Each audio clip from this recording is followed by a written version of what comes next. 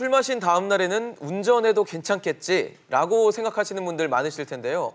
앞으로는요, 전날 마시는 술로도 단속에 걸릴 수 있을 정도로 엄격한 단속 기준이 도입될 예정입니다. 과연 술을 마신 후 몇 시간이 흘러야 안전운전을 할 수 있을까요? 또 숙취운전으로 인한 처벌은 어떻게 될지 6월 25일부터 강화되는 음주운전 기준에 대해서 자세히 알아보겠습니다. 법무법인 이경 최진영 변호사입니다. 어서 오세요. 네, 어서 오십시오. 안녕하십니까. 변호사님, 일단 음주운전 단속 기준이 강화가 된다고 하는데 왜 그런지 궁금합니다. 뭐 음주운전 많아서 그런 거겠죠? 그렇습니다. 아시다시피 지난 11월 달이었죠. 부산에서 윤창호 씨라고 안타까운 젊은이가 네. 그 음주운전 교통사고로 사망하는 일이 있었습니다. 네. 그 사건뿐만 아니고 그 무렵에 이제 연말도 다가오면서 음주로 인한 안타까운 인사 사건이 많았었는데요. 네.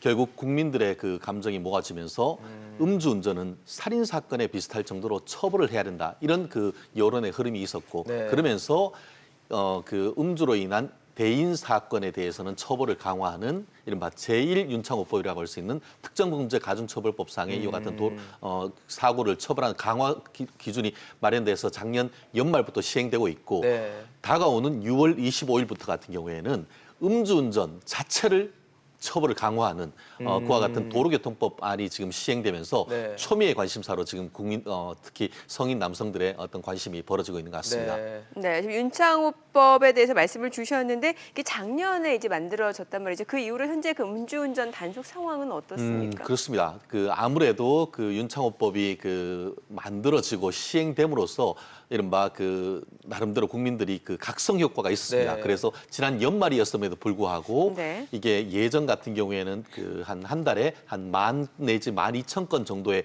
단속이 벌어지다가 작년 같은 경우에는 11월, 12월, 1월, 2월 정도까지는 계속 떨어져서 8,000건까지 떨어졌다고 합니다. 그런데 그 사람들이 그 윤창호법이 기억에 희미해졌는지 지난 3월부터는 다시 돌아왔네요. 10,000건 이상으로 지금 올라가서 지금 5월 같은 경우에는 12,000건까지 올라갔다고 하니까 정말 국민들의 우리 그 어떤 경각심이 희석되는데, 다만 네. 그럼에도 불구하고 지금 다가오는 6월 25일에 음주운전 처벌 자체를 강화하는 도로교통법이 시행되면서 네. 다시 한번 이와 같은 그 긴장의 끈을 고삐를 조아야 되는 그때가 온 것 같습니다. 네. 네. 그 사실 술 한 잔이라도 마셨으면 음주운전 뭐 안 하는 게 맞고 운전대를 잡지 말아야 되는 건데, 이제 문제는 또 쉬거나 또 네. 잠을 자고 일어나서 이제 운전을 했는데 음주운전에 적발되는 경우들도 있단 말이죠. 그래서 아침에 음주운전 적발 단속하는 경우도 많아졌다고요. 그렇습니다. 사실 그 지지난주였습니까? 그 삼성 라이온스의 정말 프랜차이즈 스타라고 네. 할 수 있는 박한희 선수. 박한희 선수 같은 네. 경우에도 그 전날 음주운전을 했다, 음주를 하고 아침에 운전을 하다가 그러니까요. 드러났지 않습니까? 그러면서 안타깝게도 본인이 이제 그 은퇴 선언을 했었는데, 인터넷에 찾아보면은 요즘 왜 이렇게 아침에 단속하는 케이스가 많느냐? 심지어는 아침 출퇴근 시간뿐만 아니고 한 11시 이럴 때도 단속하는 케이스가 많다라고 하는 것 같은데요. 지금 오늘 제가 여기 들어오기 전에 이제 확인을 해봤더니만 광주지방경찰청 같은 경우에는 네. 상시적으로 거의 뭐 아침이나 이런 때도 한다고 합니다. 왜냐하면은 말씀하신 것처럼 작년 이후에 이게 음주교통사고가 굉장히 줄어들었다가 네. 광주 지역 같은 경우에는 지난 3개월 동안 전체적인 교통사고로 인한 사망사건은 줄어들었지만 네. 음주운전으로 인한 사망사건이 2배 이상으로 늘었다고 합니다. 그래서 그와 같은 특별한 상황 속에 나아가서 더불어서 도로교통법상의 음주운전 처벌 자체의 기준을 강화하는 속에서 이와 같은 그 음주운전 단속을 위한, 사실 사고 나는 것보다 사고 나기 전에 어떻게 보면 막는 것이 중요하지 그렇죠. 않겠습니까? 그게 바로 그 경찰 작용의 핵심이라고 하는데, 출퇴근 시간에 조금 불편할 수도 있겠습니다만 국민의 안전을 위해서 우리들이 좀 그 부분을 감안해야 될 것 같습니다. 네. 네, 자 그럼 본격적으로 달라지는 것들에 대해서 좀 이야기를 해볼까요?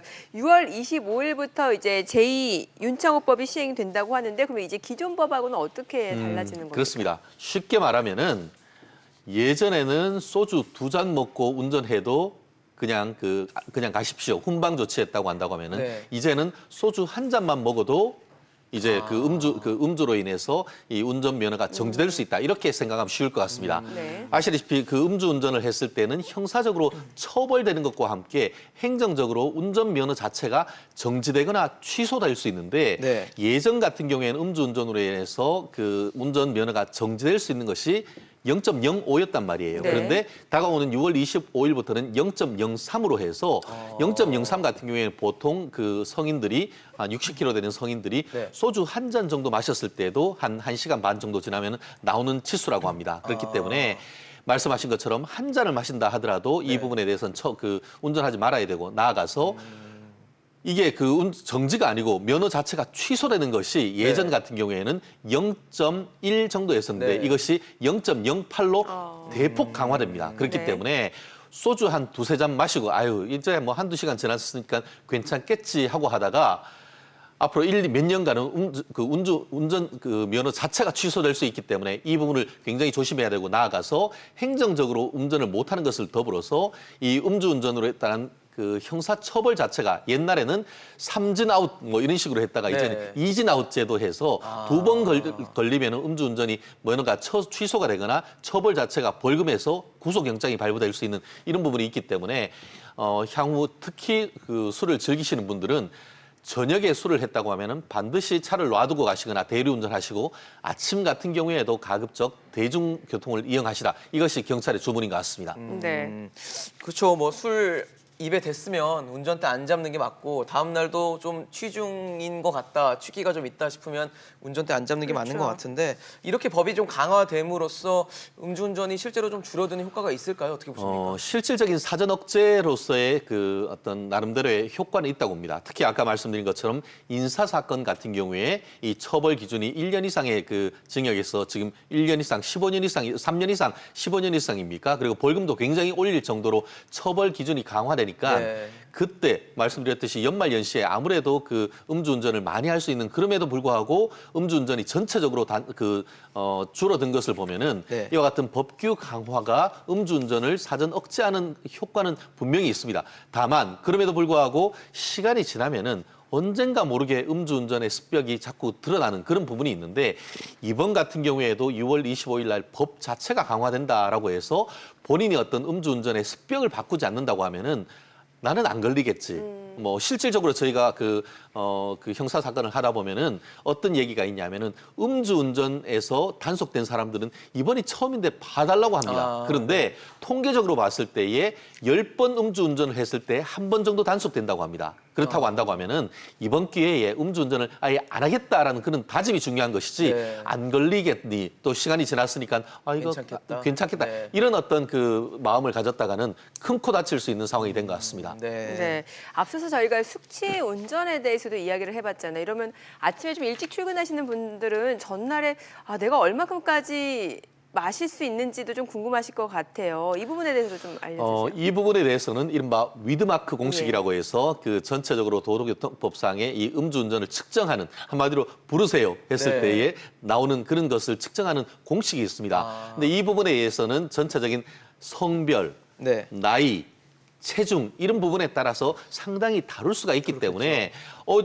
운전 단속이 되고 신문에 봤는데 이 정도라고 하면은 이 정도 지났으면 저는 안 나오는데요라고 했다가 잘못하다가 단속될 수 있습니다. 네. 근데 원칙적으로 2015년에 이 우리 국토교통부에서 했던 내용을 보면은 60km 정도의 어떤 그 남자 성인이 했을 경우에는 한 1시간당 0.015 정도 이 그 알코올이 줄어든다고 합니다. 그래서 보통 12시에 술을 마시고 아침 6시 정도가 되면은 네. 한 소주 반 병 정도 한다고 하면은 괜찮다고 합니다. 그렇지만 소주 한 병 정도 넘어갔을 때는 아침에도 숙취 운전에 걸릴 수 있고 특히 여성들 같은 경우에는 네. 더더욱 그 남성에 비해서 이 그 알코올 소화량이 적기 때문에 네. 소주 한 병 이상 어떤 마셨다면? 음주를 하신 분이라고 네. 한다고 하면은 아침에는 결코 운전대를 잡지 않는 것이 본인과 주위에 있는 분들의 안전을 위해서도 반드시 지켜야 될 룰이 아닌가 생각합니다. 네. 사실 변호사님 말씀을 좀 들어보니까 그러니까 음주운전, 술을 마시고 운전할 때와 또 술을 마시고 자고 일어나서 숙취 상황에서 좀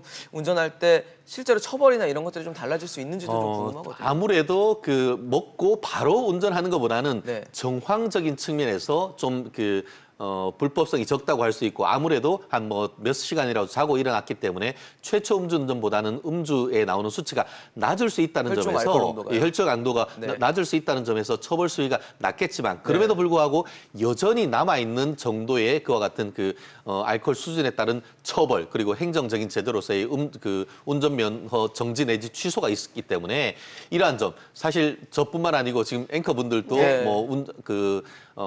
술도 회식을 마시고, 하거나 네. 하다 보면은 조심스럽고 특히 한두 잔 마셨을 때 굉장히 이거를 그 대리운전을 부를 것인가 말 것인가. 유혹이 좀 있죠, 사실. 네, 그렇습니다. 네. 그럴 때 이런 것 같습니다. 할까 말까, 부를까 말까 했을 때는 불러라. 그게 정답이 아닌가 그렇죠. 생각합니다. 네.